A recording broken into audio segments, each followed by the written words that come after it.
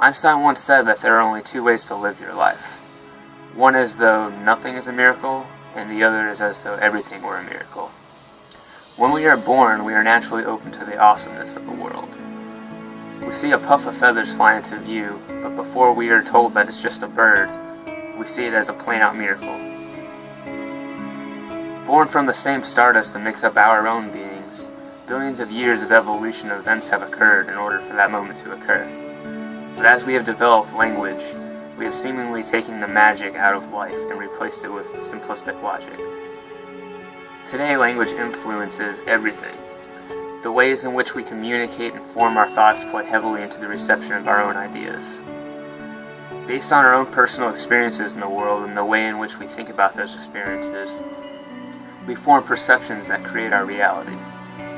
The ways in which we think can be broken up into three main groups: empiricism, social constructionism, and panpsychism. These ways of thinking are also called epistemologies. Empiricism is like the nothing is a miracle way of thinking.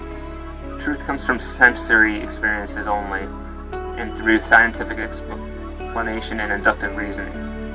To empiricists, everything can be rationally explained and quantified. Aristotle was an empiricist.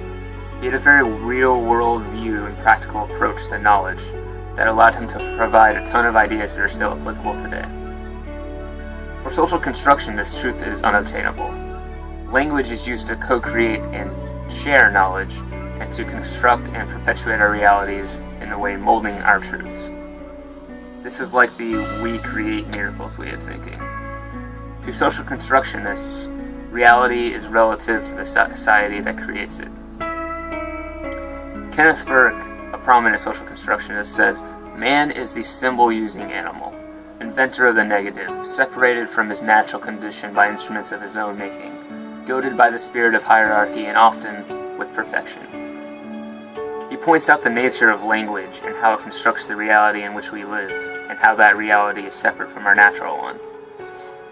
Then there's panpsychism, the everything is a miracle way of thinking. The basic definition is that the mind is a fundamental feature of the world which exists throughout the universe. But the words mind, fundamental, and universe could all be interpreted differently.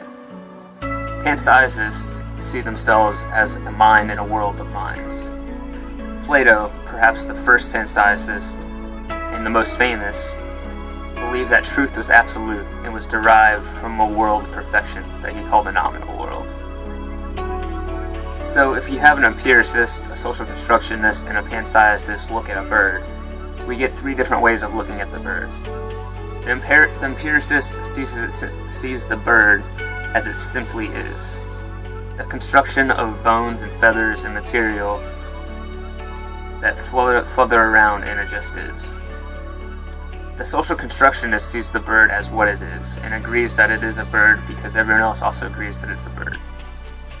The panpsychist sees the bird as an extension of himself, not simply an attached entity that one can call a bird, but a piece of the whole. Through language and these epistemologies, these different views can be expressed and interpreted, but it's our different ways of thinking that allow different perceptions to form.